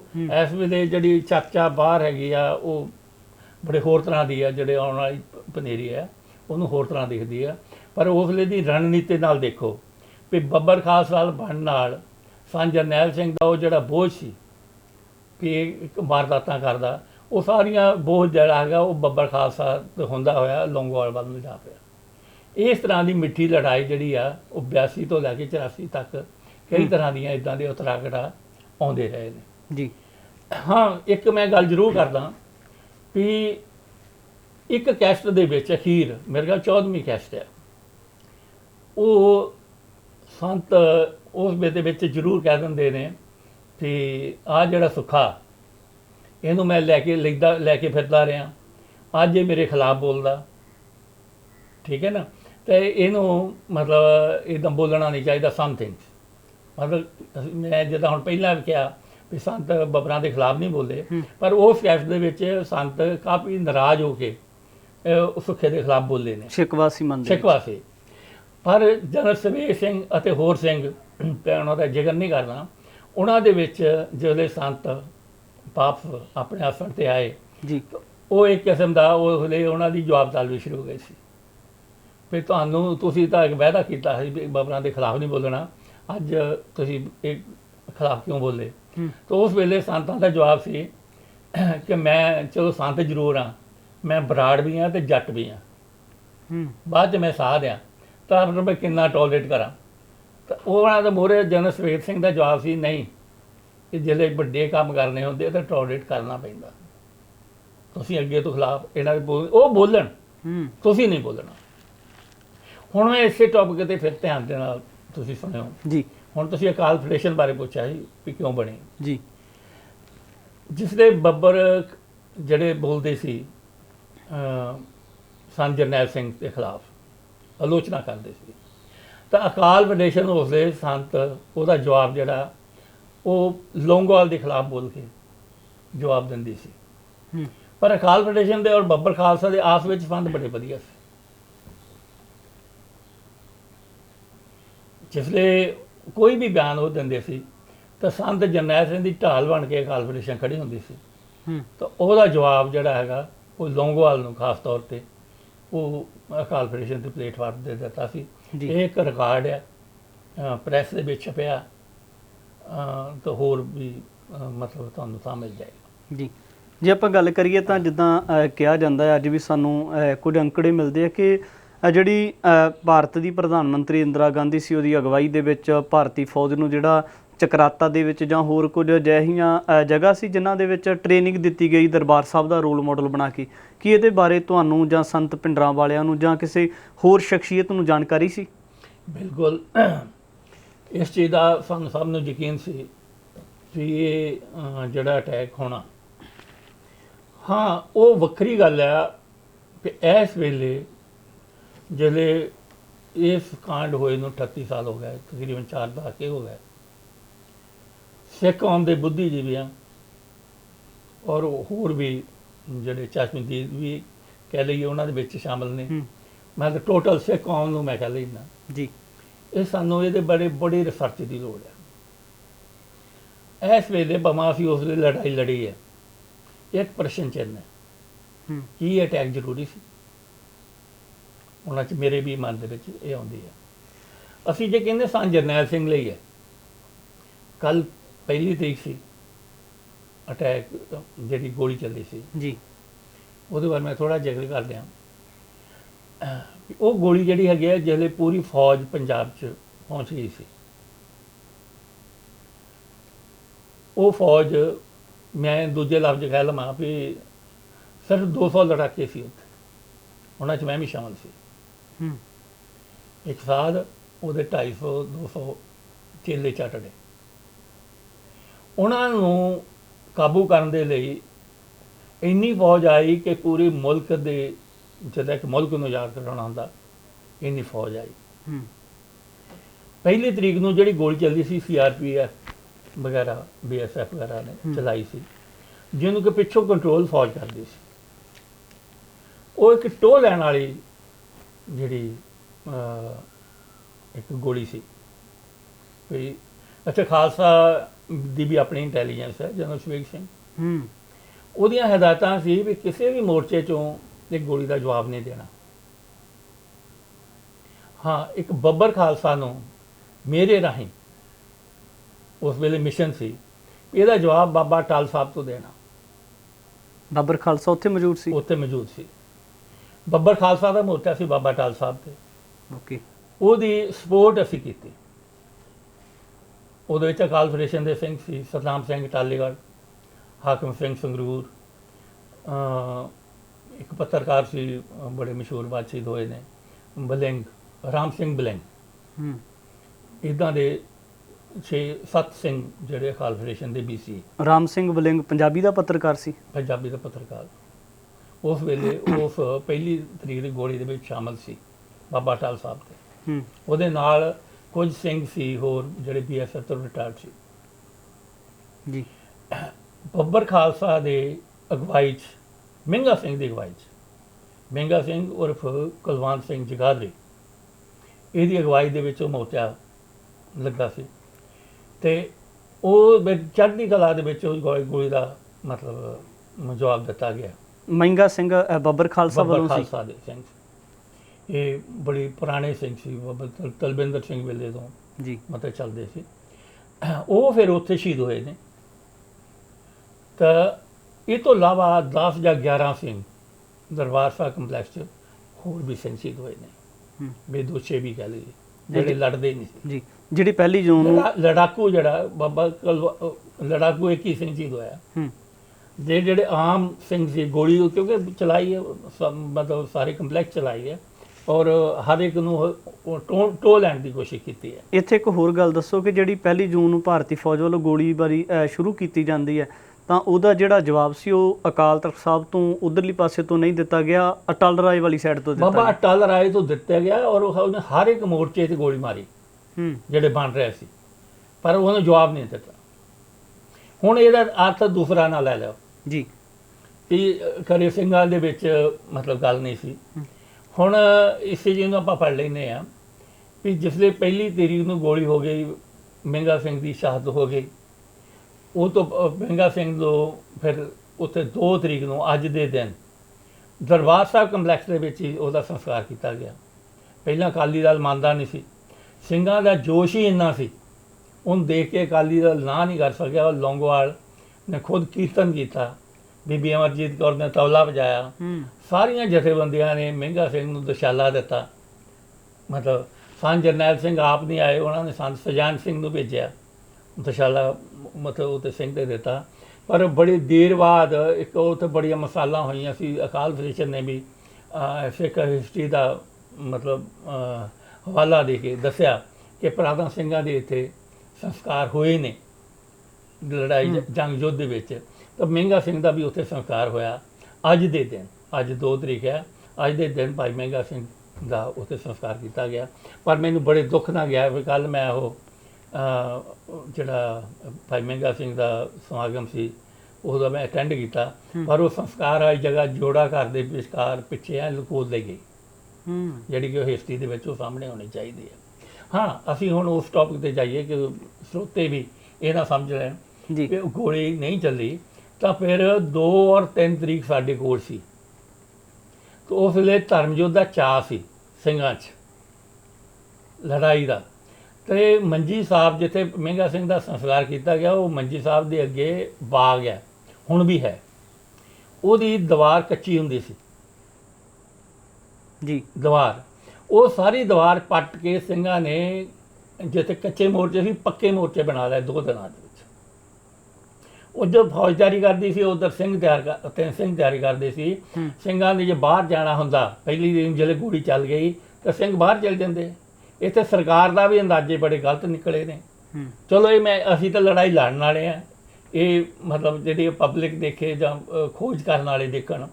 ਪਰ ਉਹ ਜਿਹੜੇ ਸਿੰਘ ਆ 2 ਦਿਨ ਦੇ ਵਿੱਚ ਪੱਕੇ ਮੋਰਚੇ ਬਣਾ ਕੇ ਉੱਥੇ ਬੈਠ ਗਏ ਔਰ ਬੜੀ ਚੜ੍ਹਦੀ ਕਲਾ ਦੇ ਵਿੱਚ ਉਹਨਾਂ ਨੇ ਉਹ ਫੌਜ ਦਾ ਜਵਾਬ ਦਿੱਤਾ। ਉੱਥੇ ਸੰਤ ਜਰਨੈਲ ਸਿੰਘ ਦੀਆਂ ਗੈਸਟਾਂ ਤੁਹਾਨੂੰ ਮਿਲ ਜਾਂਦੀਆਂ ਇਹ 2-3 ਤਰੀਕ ਦੇ ਵਿਚਕਾਰ। ਜੀ ਮੈਨੂੰ ਵੀ ਦਾਸ ਵੱਲੋਂ ਜਨ ਸੇਵਕ ਸਿੰਘ ਵੱਲੋਂ ਮਤਲਬ ਇਹ ਹੋਰ ਪਹਿਲਾਂ ਮੇਰੇ ਉੱਤੇ ਕੰਪਲੈਕਸ ਦੇ ਵਿੱਚ ਫੋਟੋ ਨਹੀਂ ਤੁਹਾਨੂੰ ਮਿਲੇਗੀ। ਮੇਰਾ ਆਪਣਾ ਕੰਮ ਕਰਨ ਦਾ ਤਰੀਕਾ ਸੀ, ਬਹੁਤੇ ਲੋਕ ਮੈਨੂੰ ਨਹੀਂ ਸੀ ਜਾਣਦੇ। ਫਿਰ ਉਹ ਜਨ ਸੇਵਕ ਸਿੰਘ ਨੇ ਮੈਨੂੰ ਵੀ ਕਿਹਾ ਵੀ ਤੁਸੀਂ ਪ੍ਰੈਸ ਕਾਨਫਰੰਸ ਕਰੋ। ਫਿਰ ਮੈਂ 3 ਤਰੀਕ ਨੂੰ ਪ੍ਰੈਸ ਕਾਨਫਰੰਸ ਕੀਤੀ, ਜਿਹੜੀ ਕਿ ਇੰਡੀਆ ਟੂਡੇ ਔਰ ਪ੍ਰੋ ਮੈਗਜ਼ੀਨ ਇੰਗਲਿਸ਼ ਦਾ ਔਰ ਹੋਰ ਅਖਬਾਰਾਂ ਦੇ ਵਿੱਚ ਵੀ ਆਈ। ਇਹਨਾਂ ਨੇ ਫੋਟੋ ਦੇ ਕੇ ਮੇਰੀ ਨਾਨਕ ਨਿਵਾਸ ਤੋਂ ਪ੍ਰੈਸ ਕਵਰ ਕੀਤੀ ਹੈ। ਉਹਦੇ ਵਿੱਚ ਉਹ ਮੈਨੂੰ ਕੁਐਸਚਨ ਕੀਤਾ ਵੀ ਬਾਹਰ ਫੌਜ ਆਈ ਹੈ, ਤੁਸੀਂ ਇਹਦੇ ਬਾਰੇ ਕਮੈਂਟਸ ਦਿਓ। ਜਿਹੜੇ ਉੱਥੇ ਪ੍ਰੈਸ ਕਾਨਫਰੰਸ ਕਰਨ ਵਾਸਤੇ ਜਿਹੜੇ ਪੱਤਰਕਾਰ ਸੀ ਜਾਂ ਹੋਰ ਪ੍ਰੈਸ ਦੇ ਨਾਲ ਜੁੜੇ ਹੋਏ ਲੋਕ ਸੀ, ਉਹਨਾਂ ਨੂੰ ਆਗਿਆ ਸੀ ਅੰਦਰ ਆਉਣ ਦੀ? ਬਿਲਕੁਲ, ਪ੍ਰੈਸ ਤਾਂ ਰਹਿੰਦੀ ਉੱਥੇ ਸੀ ਅਖੀਰ ਤੱਕ। ਬੜੇ ਮਸ਼ਹੂਰ ਪੱਤਰਕਾਰ ਹੈ, ਸਿੱਧੂ ਆਏ ਨੇ ਮਤਲਬ ਕਿਤਾਬ ਲਿਖੀ ਹੈ ਜਸਪਾਲ ਸਿੰਘ ਨੇ, ਅਮਰਿੰਦਰ ਸਿੰਘ ਪੱਤਰਕਾਰ ਵਗੈਰਾ, ਉਹ ਸਾਰੇ ਪੱਤਰਕਾਰ ਜਿਹੜੇ ਉਹ ਰਹਿੰਦੇ ਹੀ ਉੱਥੇ ਅਖੀਰ ਤੱਕ ਰਹੇ ਨੇ। ਪਹਿਲੀ ਤਰੀਕ ਨੂੰ ਵੀ ਕੋਸ਼ਿਸ਼ ਕੀਤੀ ਉਹਨੇ ਵੀ ਸੰਤਾਂ ਦੀ ਇੰਟਰਵਿਊ ਲੈ ਲਈ ਜਾਵੇ। ਪ੍ਰੈਸ ਵੀ ਤਾਂ ਸੀ ਇੱਕ ਸਿੱਖਾਂ ਦਾ ਭੁੱਲ ਰਹੇ ਹਾਂ ਜੀ, ਜਿਹੜੇ ਅਸੀਂ ਗੱਲ ਕਰ ਰਹੇ ਆ ਜੀ। ਉਹਦੇ ਵਿੱਚ ਜਿਹੜੇ ਸਾਰੇ ਪੱਤਰਕਾਰ ਗਏ ਨੇ, ਉਹਨਾਂ ਨੇ, ਮੈਂ ਪ੍ਰੋ ਮੈਗਜ਼ੀਨ ਦੀ ਗੱਲ ਕਰਦਾ, ਇੰਡੀਆ ਟੂਡੇ ਦੀ ਮੈਂ ਗੱਲ ਕਰ ਰਿਹਾ, ਇਹਨਾਂ ਦੇ ਵਿੱਚ ਕਵਰੇਜ ਹੋਈ ਹੋਇਆ। ਉਹਦੇ ਵਿੱਚ ਜਿਹੜਾ ਮੈਂ ਕੁਐਸਚਨ ਕੀਤਾ ਸੀ ਉਹ ਸਾਰੇ ਸਿੰਘਾਂ ਦੀ, ਤੁਸੀਂ ਮੈਂ ਇੱਕ ਅੰਦਰਲੀ ਹਾਲਾਤ ਦੱਸਦਾ ਜੀ। ਤਾਂ ਉਹ ਮੈਨੂੰ ਪੁੱਛਿਆ ਗਿਆ ਵੀ ਇਹ ਫੌਜ ਜਿਹੜੀ ਆਈ ਤੁਸੀਂ ਉਹਦੇ ਆਪਣੇ ਕਮੈਂਟਸ ਦਿਓ। ਤਾਂ ਮੇਰਾ ਕਮੈਂਟ ਸੀ ਵੀ ਅਸੀਂ 2 ਸਾਲ ਇੱਥੇ ਬੈਠਿਆਂ ਨੂੰ ਹੋ ਗਿਆ, ਇਹ ਲੇਟ ਕਿਉਂ ਆਈ? ਇਹ 2 ਸਾਲ ਅਸੀਂ ਉਡੀਕਦਿਆਂ ਨੂੰ ਹੋ ਗਿਆ, ਇਹ ਲੇਟ ਹੈ। ਉਹ ਕਹਿੰਦੇ ਵੀ ਇਹ ਗਿਣਤੀ ਬਹੁਤ ਹੈ। ਤਾਂ ਮੈਂ ਕਿਹਾ ਵੀ ਅਸੀਂ ਗਿਣਤੀ ਵੱਲ ਨਹੀਂ ਜਾਵਾਂਗੇ, ਤਾਂ ਅਸੀਂ ਇਹਨਾਂ ਨਾਲ ਭਿੜ ਜਾਵਾਂਗੇ। ਅਸੀਂ ਉਸ ਗੁਰੂ ਦੇ ਸੰਕਲਪ ਨਾਲ ਭਿੜਾਂਗੇ ਵੀ 1.25 ਲੱਖ ਸੀ ਇੱਕ ਲੜਾਓ। ਮੈਂ ਕਿਹਾ ਇਹਦਾ ਅਰਥ ਇਹ ਵੀ ਨਹੀਂ ਹੈਗਾ ਵੀ ਅਸੀਂ 1.25 ਲੱਖ ਨੂੰ ਮਾਰ ਦਿਆਂਗੇ, ਅਸੀਂ 1.25 ਲੱਖ ਨਾਲ ਭਿੜ ਜਾਵਾਂਗੇ। ਜਿਵੇਂ ਸਾਡੇ ਗੁਰੂ ਸਾਹਿਬ ਨੇ ਚਮਕੌਰ ਦੀ ਲੜਾਈ ਲੜ ਕੇ ਦੱਸੀ ਸੀ, ਉਹਨਾਂ ਨੇ ਗਿਣਤੀ ਵੱਲ ਨਹੀਂ ਸੀ ਗਏ। ਇਸੇ ਤਰ੍ਹਾਂ ਅਸੀਂ ਲੜਾਂਗੇ, ਅਸੀਂ ਜਵਾਬ ਦੇਵਾਂਗੇ। ਤਾਂ ਇਹ ਸਾਡੀ ਉਸ ਵੇਲੇ ਮਨੋਦਸ਼ਾ ਮਤਲਬ ਜਿਹੜੀ ਸੀ ਸਾਰੇ ਸਿੰਘਾਂ ਦੀ ਸੀ। ਧਰਮਯੁੱਧ ਦਾ ਚਾਓ ਸੀ ਸਾਰਿਆਂ ਨੂੰ। ਤਾਂ ਹੁਣ ਬਾਅਦ ਵਿੱਚ 84 ਦੀ ਲੜਾਈ ਹੋਈ ਹੈ। ਹੁਣ ਕੋਈ ਕਹਿੰਦਾ ਉੱਥੇ ਫੌਜ ਮਤਲਬ ਜਿਹੜਾ ਹੈਗਾ ਉਹ, ਚਲੋ ਮੈਂ ਨਹੀਂ ਕਹਿੰਦਾ ਵੀ ਬਰਤਾਨੀਆ ਦਾ ਕਿੰਨਾ ਹਿੱਸਾ ਸੀ, ਤਾਂ ਦੂਸਰੇ ਮੁਲਕਾਂ ਦਾ ਕਿੰਨਾ ਹਿੱਸਾ ਸੀ, ਇਹ ਕਿੱਥੇ ਸਕੀਮਾਂ ਬਣੀਆਂ, ਇਹ ਇੱਕ ਆਪਣੇ ਆਪ ਦੇ ਵਿੱਚ ਪ੍ਰਸ਼ਨ ਚਿੰਨ੍ਹ ਆ। ਬਿਲਕੁਲ। ਪਰ ਇੱਕ ਗੱਲ ਜ਼ਰੂਰ ਆ ਵੀ ਆ ਇੰਟਰਨੈਸ਼ਨਲ ਲੈਵਲ ਤੇ ਦੱਸ ਦਿੱਤਾ ਵੀ ਸਿੰਘ ਕੋਈ ਕੌਮ ਹੈ ਜਿਹੜੀ ਕਿ ਇੱਕ ਲੜ ਸਕਦੀ ਹੈ, ਔਰ ਇੱਕ ਸਾਧ ਨੇ ਸ਼ਹੀਦੀ ਦੇ ਕੇ ਦੱਸ ਦਿੱਤਾ ਵੀ ਸਿੱਖ ਕੌਮ ਦੇ ਵਿੱਚ ਦ੍ਰਿੜ ਵੀ ਹੈ ਜੀ। ਫਿਰ ਇਸ ਤੋਂ ਬਾਅਦ ਜਿਹੜੀ ਗੋਲੀਬਾਰੀ ਕੀਤੀ ਜਾਂਦੀ ਫੌਜ ਵੱਲੋਂ, ਤਾਂ ਫਿਰ ਕਿੰਨੀ ਤਰੀਕ ਨੂੰ ਸ਼ੁਰੂ ਕੀਤੀ ਜਾਂਦੀ ਬਾਅਦ ਵਿੱਚ? ਉਹ ਤਾਂ ਯਾਰ ਸਾਰੀਆਂ ਕਿਤਾਬਾਂ ਲਿਖੀਆਂ ਪਈਆਂ, ਤੁਸੀਂ ਕਿਤੇ ਦੇਖ ਲਓ। ਨਹੀਂ, ਤੁਸੀਂ 4 ਵਜੇ ਜਿਹੜੀ ਹੈ 4 ਤਰੀਕ ਨੂੰ 3:45 ਵਜੇ ਦੇ ਕਰੀਬ ਤੜਕੇ ਕਹਿ ਲਈਏ, ਪਹਿਲਾ ਘੋੜਾ ਅਕਾਲ ਤਖਤ ਤੇ ਆ ਕੇ ਡਿੱਗਿਆ ਦਾ, ਜਿਹੜਾ 2 ਔਰ 3 ਦਾ ਵਿਚਲਾ ਸਮਾਂ ਸੀ। ਉਹ ਸਾਨੂੰ ਤਿਆਰੀ ਹੋਣ ਕਰਨ ਲਈ ਸੀ, ਉਹਦੇ ਭੱਜਣ ਲਈ ਸੀ। ਜਿੰਨ ਭੱਜਣਾ ਭੱਜੋ। ਹਾਂ, ਇੱਕ ਤੇ ਮੈਂ ਇੱਕ ਹੋਰ ਗੱਲ ਕਰਾਂ, ਸਾਡੀ ਰਣਨੀਤੀ ਦੀ ਗੱਲ ਕਰ ਲਈਏ। ਪਹਿਲੀ ਤਰੀਕ ਨੂੰ ਜਦੋਂ ਗੋਲੀ ਚੱਲਦੀ ਹੈ, ਰਾਤ ਨੂੰ ਅਸੀਂ ਇਕੱਠੇ ਹੋਏ ਹਾਂ ਅਕਾਲ ਤਖਤ ਤੇ। ਸੰਤ ਜਰਨੈਲ ਸਿੰਘ ਜੀ ਦੇ ਕੋਲ ਮੇਰੇ ਬੜੇ ਮਿੱਤਰ ਸੀ, ਜੋਗਿੰਦਰ ਸਿੰਘ ਚੱਕ ਰਾਜੂ ਹੁਸ਼ਿਆਰਪੁਰ ਤੋਂ, ਜਥੇਦਾਰ ਜਿਹੜੇ ਹੈਗੇ ਆ ਜਵੰਦਾ, ਮੈਨੂੰ ਰਾਮ ਸਿੰਘ ਜਵੰਦਾ ਜੀ, ਇੱਕ ਬੜੀ ਸ਼ਖਸੀਅਤ ਆ ਜਿਹੜੀ ਕਿ ਸਿੱਖ ਸੰਘਰਸ਼ ਉਹਦਾ ਬੜਾ ਨਾਂ ਆ। ਦਰਬਾਰ ਸਾਹਿਬ ਅਟੈਕ ਵੇਲੇ ਔਰ ਪਹਿਲੇ ਜਿੰਨੇ ਵੀ ਐਕਸ਼ਨ ਹੈ ਉਹਦੇ ਗੁਪਤ ਰੂਪ 'ਚ ਬਹੁਤ ਤਕੜੇ ਨੇ, ਔਰ ਉਹ ਬੜਾ ਸੀਨੀਅਰ ਜਥੇਦਾਰ ਸੀ। ਸੰਤਾਂ ਨੂੰ ਜਦੋਂ ਪੱਗ ਬੰਨ੍ਹੀ ਗਈ ਤਾਂ ਉਹ ਇੱਕ ਉਮੀਦਵਾਰ ਸੀ, ਰਾਮ ਸਿੰਘ ਜਵੰਦਾ, ਉਹਦੀ ਬਹੁਤ ਸੇਵਾ। ਅਸੀਂ ਸਾਰੇ ਰਲ ਕੇ ਸੰਤਾਂ ਦੀ ਨਾਲ ਸਲਾਹ ਕਰਕੇ ਮਨਵੀਰ ਸਿੰਘ ਝਹੇੜੂ ਨੂੰ ਪਹਿਲੀ ਤਰੀਕ ਰਾਤ ਨੂੰ ਬਾਹਰ ਭੇਜ ਦਿੱਤਾ ਸੀ। ਜਿਸ ਲਈ ਉਹਨੇ ਕਿਹਾ ਵੀ ਮੈਂ ਬਾਹਰ ਬਾਈ ਆਰਡਰ ਤੂੰ ਬਾਹਰ ਜਾਏਗਾ। ਉਹ ਕਹਿੰਦਾ ਫਿਰ ਮੇਰੇ ਉਹਦੇ ਨਾਲ ਫਿਰ 5 ਸਿੰਘ ਅਕਾਲ ਫਟਿਸ਼ ਦੇ ਗਏ, ਜਿਹਨਾਂ 'ਚ ਮੁਖੀ ਸੀ ਸਤਨਾਮ ਸਿੰਘ ਜਿਹੜਾ, ਠੀਕ ਹੈ ਨਾ, ਉਹ ਜਿਨ ਦਰਬਾਰ ਉੱਥੇ ਬਾਬਾ ਟਾਲ ਸਾਹਿਬ ਤੇ ਲੜਾਈ ਵੀ ਲੜੀ, ਠੀਕ ਹੈ ਨਾ। 5 ਸਿੰਘ ਇਹਦੇ ਨਾਲ ਮਨਵੀਰ ਸਿੰਘ ਝੇੜੂ ਦੇ ਨਾਲ ਬਾਹਰ ਆਏ, ਔਰ ਪਹਿਲੀ ਤਰੀਕ ਦੀ ਗੋਲੀ ਦਾ ਜਵਾਬ 2 ਤਰੀਕ ਨੂੰ ਹੁਸ਼ਿਆਰਪੁਰ ਇੱਕ ਬੀਜੇਪੀ ਦਾ ਲੀਡਰ ਸੋਧ ਕੇ ਦੇ ਦਿੱਤਾ ਗਿਆ। ਇੱਕ ਰਿਕਾਰਡ ਹੈ, ਸਿੰਘ ਮਤਲਬ ਕਦੀ ਰੱਖਦੇ ਨਹੀਂ। ਔਰ ਫਿਰ ਹੁਣ ਮੈਂ ਲਾਸਟ ਗੱਲ ਕਰਾਂ, ਜਿਹੜੇ ਉਹ 200 ਲੜਾਕੇ ਸੀ ਸਾਡੀ ਗਿਣਤੀ ਦੇ, ਮੇਰੇ ਅੰਦਾਜ਼ੇ ਮੁਤਾਬਕ ਉਹਨਾਂ 'ਚ 48 ਜਾਂ 50 ਦੇ ਕਰੀਬ ਬੰਦੇ ਸ਼ਹੀਦ ਹੋਏ ਨੇ, ਉਹ ਵੀ ਸਮੇਤ ਇਨਕਲੂਡਿੰਗ ਸੰਤ ਜਰਨੈਲ ਸਿੰਘ। ਲੜਾਈ ਇਹ ਅੱਗੇ ਵੀ ਚੱਲ ਸਕਦੀ ਸੀ, ਪਰ ਸੰਤ ਜਰਨੈਲ ਸਿੰਘ ਨੇ ਇਸ਼ਨਾਨ ਕਰਕੇ ਅਰਦਾਸ ਕਰਕੇ ਝੰਡੇ ਬੁੰਗੇ ਜਿਹੜੇ ਹੈ ਸਾਡੇ 2 ਨਿਸ਼ਾਨ ਸਾਹਿਬ ਅਕਾਲ ਤਖਤ ਤੋਂ ਲੈ ਆ ਕੇ ਝੰਡੇ ਬੁੰਗਿਆਂ ਦੇ ਅੱਗੇ ਆ ਕੇ ਸ਼ਹੀਦੀ ਦਿੱਤੀ। ਮੇਰੀ ਪੀੜੀ ਦੇ ਸੰਕਲਪ ਨੂੰ ਮਤਲਬ ਧਿਆਨ 'ਚ ਰੱਖ ਕੇ ਉਹ ਉੱਥੇ ਆ ਕੇ ਸ਼ਹਾਦਤ ਦਿੱਤੀ, ਅਰਦਾਸ ਕਰਕੇ ਵੀ ਸ਼ਹਾਦਤ ਨਾਲ ਹੀ ਗੱਲ ਬਣਨੀ ਹੈ, ਵੀ ਹੋਰ ਅੱਗੇ ਇੱਕ ਕਿਸਮ ਦੀ ਲੜਾਈ ਉੱਥੇ ਖਤਮ ਹੋ ਜਾਏ। ਇਹਦੇ ਵਿੱਚ ਕੁਝ ਗੁੰਝਲਦਾਰ ਸਵਾਲ ਨੇ, ਤਾਂ ਕੁਝ ਅਜਿਹੀਆਂ ਜਿਹੜੀਆਂ ਸ਼ਖਸੀਅਤਾਂ ਨੇ ਉਹਦੇ ਦਰਬਾਰ ਸਾਹਿਬ ਦੇ ਵਿੱਚ ਲੜਦੀਆਂ ਨੇ, ਤਾਂ ਮੋਰਚੇ ਜਿਹੜਾ ਮੋਰਚਾਬੰਦੀ ਉਹਦੇ ਬਾਰੇ ਦੁਚਿੱਤੀ ਪਾਈ ਜਾਂਦੀ ਹੈ। ਕੋਈ ਕਹਿੰਦਾ ਮੋਰਚਿਆਂ ਦੀ ਇੰਨੀ ਗਿਣਤੀ ਸੀ, ਕੋਈ ਕਹਿੰਦਾ ਇੰਨੀ ਸੀ। ਤਾਂ ਤੁਸੀਂ ਦੱਸੋ ਕਿ ਜਿਹੜੇ ਅੰਦਰ ਦਰਬਾਰ ਸਾਹਿਬ ਦੇ ਵਿੱਚ ਅਕਾਲ ਤਖਤ ਸਾਹਿਬ ਦੇ ਵਿੱਚ ਜਿਹੜੇ ਸਿੰਘ ਲੜਦੇ ਸੀ ਉਹ ਕਿੰਨੀ ਕੁ ਗਿਣਤੀ ਸੀ ਮੋਰਚਿਆਂ ਦੀ? ਮੈਂ ਤੁਹਾਨੂੰ ਗੱਲ ਦੱਸ ਦਿੱਤੀ ਹੈ ਕਿ ਟੋਟਲ ਜਿਹੜੇ ਲੜਾਈ ਜੇ ਸਹੀ ਮੈਨੇ ਲੜਨ ਵਾਲੇ ਬੰਦੇ ਸੀ ਉਹ 200 ਦੇ ਕਰੀਬ ਸੀ। ਬਾਕੀ ਜਿੱਦਾਂ ਹੁਣ ਸਿੱਖ ਸਟੂਡੈਂਟ ਫੈਡਰੇਸ਼ਨ ਦੇ ਕਾਫੀ ਬੰਦੇ ਕਾਰਕੁਨ ਜਿਹੜੇ ਸਿੰਪੈਥਾਈਜ਼ਰ ਕਹਿ ਲਈਏ ਉਹ ਸੀ ਕੁਝ ਇੱਕ, ਜਿਹੜੇ ਅਸਲ 'ਚ ਜਿਹੜੇ ਲੜਾਈ ਲੜਨ ਵਾਲੇ ਉਹ 200 ਦੇ ਕਰੀਬ ਸੀ, ਹੱਦ 250। ਤੁਸੀਂ ਵੀ ਅਕਾਲ ਤਖਤ ਸਾਹਿਬ ਵਾਲੇ ਪਾਸੇ ਲੜਦੇ ਹੋ? ਮੈਂ ਗੁਰੂ ਨਾਨਕ ਨਾਸ ਮੇਰਾ ਉੱਧਰ ਹੀ ਹੈ। ਮੇਰਾ ਉਹ ਜਿਹੜਾ ਹੈੱਡ ਆਫ ਸੀ ਗੁਰੂ ਨਾਨਕ ਨਾਸ ਨੰਬਰ 2 ਨੰਬਰ ਕਮਰਾ, ਉਹ ਹੁਣ ਫਿਰ ਕਦੇ ਗੱਲ ਕਰਾਂਗੇ। ਉਹ ਸਾਡੀਆਂ ਜਿਹੜੀਆਂ ਕਰ ਰਹੀਆਂ ਬੱਬਰ ਖਾਲਸਾ ਜਿਹੜੇ ਉੱਪਰਲੀ ਮੰਜ਼ਿਲ ਸੀ, ਮੈਂ ਦੂਜੀ ਮੰਜ਼ਿਲ ਸੀ, ਠੀਕ ਹੈ ਨਾ। ਅਸੀਂ ਨਾਨਕ ਨਿਵਾਸੀ ਮਤਲਬ ਠਹਿਰਦੇ ਸੀ। ਮੋਰਚਾਬੰਦੀ ਦਾ ਸਮਾਂ ਜਿਹੜੀ ਜਗ੍ਹਾ ਸੀ ਉਹ ਕੌਣ ਤੈਅ ਕਰਦਾ ਸੀਗਾ? ਜੱਥੇ ਦਾ ਜੇ ਭਾਈ ਸ਼ੁਬੇਗ ਸਿੰਘ ਕਰਦੇ ਸੀ ਜਾਂ ਉਹ ਕਰਦਾ ਸੀ ਜਾਂ ਖੁਦ ਕਰਦੇ ਸੀ ਤੁਸੀਂ? ਨਹੀਂ, ਮੋਰਚੇ ਦੀ ਦੇਖੋ ਹਰ ਬੰਦਾ ਜਿਹੜਾ ਉਸਲੇ ਲੜਾਈ ਲੜਨ ਦੇ ਲਈ ਮੋਰਚੇ ਆਪਣੇ ਜਿਹੜੇ ਜਿੱਥੇ ਸੀ ਆਪਣੇ ਮੋਰਚੇ ਉਹਨਾਂ ਨੇ ਮਤਲਬ ਤਿਆਰ ਕੀਤੇ। ਤੇ ਜਿਹੜੀ ਟੋਟਲ ਰਣਨੀਤੀ ਉਹ ਜਨਰਲ ਸ਼ੁਬੇਗ ਸਿੰਘ ਦੀ ਸੀ। ਉਹਨਾਂ ਦੀ ਮਤਲਬ ਜਿਹੜੀ ਹੈਗੀ ਆ ਉਹ ਉਹਨਾਂ ਦੀ ਰਣਨੀਤੀ ਬਹੁਤ ਕਾਮਯਾਬ ਰਣਨੀਤੀ ਸੀ। ਸੰਤਾਂ ਦੇ ਨਾਲ ਮੁਲਾਕਾਤ ਕਦੋਂ ਹੁੰਦੀ ਤੁਹਾਡੀ ਅਖੀਰਲੀ? ਮੇਰੀ ਪਹਿਲੀ ਤਰੀਕ। ਉਸ ਤੋਂ ਬਾਅਦ ਮਿਲਦੇ ਨਹੀਂ ਤੁਸੀਂ? ਭਾਈ ਮਨਵੀਰ ਸਿੰਘ ਝੇੜੂ ਨੂੰ ਭੇਜਿਆ। ਜਿਹੜੀ 2 ਨੂੰ ਪ੍ਰੈਸ ਵਾਰਤਾਲਾਪ ਕਰਦੇ ਹੋ ਉਸ ਤੋਂ ਬਾਅਦ ਨਹੀਂ ਮਿਲਦੇ ਜਾ ਕੇ? ਨਹੀਂ, ਮੈਂ ਨਹੀਂ ਮਿਲਿਆ, ਮੈਂ ਗਲਤ ਨਾ ਕਹਾਂ।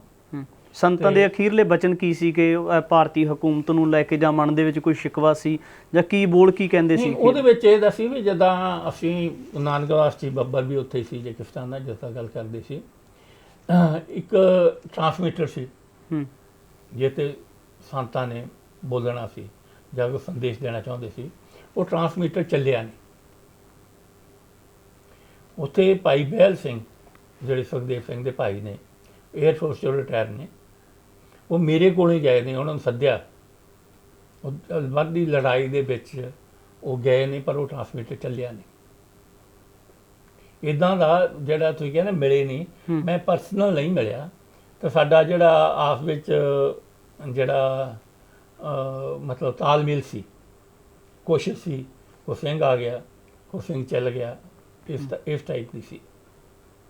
ਦਰਬਾਰ ਸਾਹਿਬ ਦੇ ਵਿੱਚ ਜਿਹੜੀਆਂ ਸੰਗਤਾਂ ਆਈਆਂ ਸੀ ਜਾਂ ਜਿਹੜੇ ਉਹਨਾਂ ਦੇ ਵਿੱਚ ਬੱਚੇ ਬਜ਼ੁਰਗ ਸੀ, ਉਥੋਂ ਦਾ ਹਸ਼ਰ ਵੇਖਿਆ ਜੋ ਭਾਰਤੀ ਹੁਕੂਮਤ ਨੇ ਕੀਤਾ ਸੀ? ਉੱਥੋਂ ਜੋ ਦੇਖਿਆ, ਮੈਂ ਆਪਣੇ ਆਈਡੀ ਤੇ ਵੀ ਪਾਇਆ 1 ਤਰੀਕ ਤੋਂ ਲੈ ਕੇ 6 ਤਰੀਕ ਤੱਕ।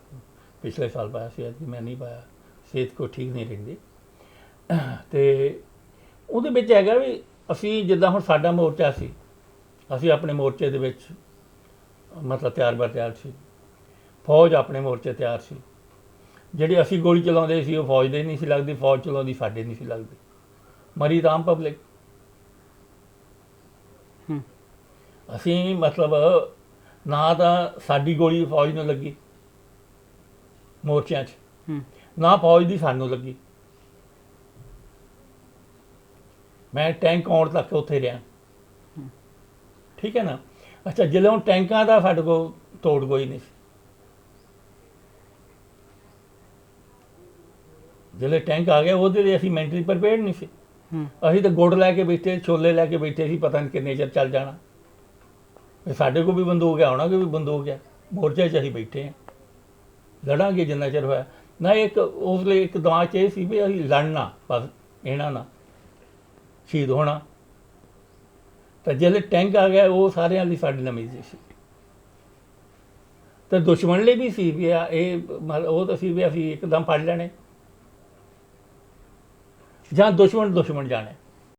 ਇਹ ਸਾਡਾ ਪਹਿਲਾਂ ਵੀ ਕੁਐਸਚਨ ਆਇਆ। ਅਸੀਂ ਹੁਣ ਇਸ ਬਾਰੇ ਮਤਲਬ ਜਿਹੜੀ ਗੱਲ ਕਰਦੇ ਹਾਂ, ਅਸੀਂ ਤਾਂ ਇੱਕ ਲੜਾਈ ਲੜਨ ਵਾਲੇ ਸੀ, ਲੜਾਈ ਲੜੀ ਹੈ। ਉਹਦੇ ਵਿੱਚ ਬਾਅਦ ਦੇ ਵਿੱਚ ਜਿਸ ਲਈ ਅਸੀਂ ਠੀਕ ਸਮਝਿਆ ਤੇ ਕਾਫੀ ਸਿੰਘ ਜਿਹੜੇ ਹੈਗੇ ਉਹ ਬਾਹਰ ਆਏ ਨੇ, ਉਦੋਂ ਅਸੀਂ ਸੁਸਾਈਡ ਮਤਲਬ ਸਮਝਦੇ ਸੀ। ਹੁਣ ਤਾਂ ਹੌਲੀ ਹੌਲੀ ਸਾਰੇ ਸਿੰਘ ਗੁਰਮਤਾ ਕਰਕੇ ਬਾਹਰ ਨਿਕਲੇ, ਮੈਂ ਵੀ ਵਿੱਚੋਂ ਬਾਹਰ ਨਿਕਲਿਆ। ਦਰਬਾਰ ਸਾਹਿਬ ਵਿਚਲੀਆਂ ਜਿਹੜੀਆਂ ਸੰਗਤਾਂ ਸੀ ਉਹਨਾਂ ਦੇ ਉੱਪਰ ਗੋਲੀ ਬਰਸਾਈ ਗਈ ਹਕੂਮਤ ਵੱਲੋਂ, ਕੀ ਉਹਨਾਂ ਨੂੰ ਬਾਹਰ ਨਹੀਂ ਸੀ ਕੱਢਿਆ ਜਾ ਸਕਦਾ? ਨਹੀਂ ਕੱਢਿਆ ਜਾ ਸਕਦਾ ਸੀ। ਦੇਖੋ ਇਹੀ ਤਾਂ ਨਸਲਕੁਸ਼ੀ ਜਿਹਨੂੰ ਅਸੀਂ ਕਹਿੰਦੇ ਆ। ਇਹ ਪਹਿਲੀ ਗੱਲ ਇਹ ਕਿ ਇਹ ਜਿਹੜਾ ਹੈਗਾ ਅਟੈਕ ਹੈ ਇਹ ਜ਼ਰੂਰੀ ਸੀ। ਤੁਹਾਡਾ ਹੀ ਕੁਐਸਚਨ ਸੀ ਵੀ ਜਕਾਰਤਾ ਫਲਾਨਾ ਸਾਰੀਆਂ ਚੀਜ਼ਾਂ ਸਾਹਮਣੇ ਆ ਰਹੀਆਂ, ਤੇ ਜੇ ਸੰਤ ਜਰਨੈਲ ਸਿੰਘ ਨੂੰ ਹੀ ਮਤਲਬ ਸ਼ਹੀਦ ਕਰਨਾ ਜਾਂ ਉਹਦੀ ਖਾਤਰ ਜਾਂ ਸਾਡੀ ਖਾਤਰ ਲੜਾਈ ਹੁੰਦੀ, ਮੈਨੂੰ ਕਿ ਕਮਾਂਡ ਬਣਾ ਕੇ ਕਿਤੇ ਜਗ੍ਹਾ ਭੇਜਿਆ ਜਾਵੇ ਤਾਂ ਮੈਂ ਟੇਕ ਲਾਉਣਾ। ਜੋ ਮੈਂ ਮਤਲਬ ਹੁਣ ਜਾਣਦਾ ਗੁਰੀਲਾ ਯੁੱਧ ਬਾਰੇ, ਠੀਕ ਹੈ ਨਾ। ਤਾਂ ਇੱਕ ਬੰਦੇ ਨੂੰ 1 ਕਿਲੋ ਬਰੂਦ ਚਾਹੀਦਾ। ਅੱਜ ਇੱਦਾਂ ਦੀਆਂ ਗੱਲਾਂ ਚੱਲੀਆਂ ਜਿਹੜੀਆਂ ਕਈ ਕਿਲੋਮੀਟਰ ਤੇ ਜਿਹੜੀਆਂ ਹੈਗੀਆਂ ਉਹ ਬੰਦੇ ਨੂੰ ਹਿੱਟ ਕਰ ਜਾਂਦੀਆਂ। ਉਹਨਾਂ ਦਾ ਸੰਤ ਜਰਨੈਲ ਸਿੰਘ ਨੂੰ ਮਾਰਨਾ ਜਾਂ ਉੱਥੇ ਬੰਦੇ ਨੂੰ ਮਾਰਨਾ ਹੀ ਟਾਰਗੇਟ ਨਹੀਂ ਸੀ। ਦਰਬਾਰ ਸਾਹਿਬ ਜੇ ਅਸੀਂ ਅੰਦਰ ਹੈ, ਹੁਣ ਤਾਂ ਕਹਿੰਦੇ ਨੇ 4 ਦਰਵਾਜ਼ੇ ਆ, ਪੂਰੇ ਕੰਪਲੈਕਸ ਨੂੰ ਉਸ ਵੇਲੇ 17 ਦਰਵਾਜ਼ੇ ਸੀ, 17 ਰਾਹ ਸੀ ਦਰਬਾਰ ਸਾਹਿਬ ਦੇ ਵਿੱਚ ਬਾਹਰ ਨਿਕਲਣ ਲਈ।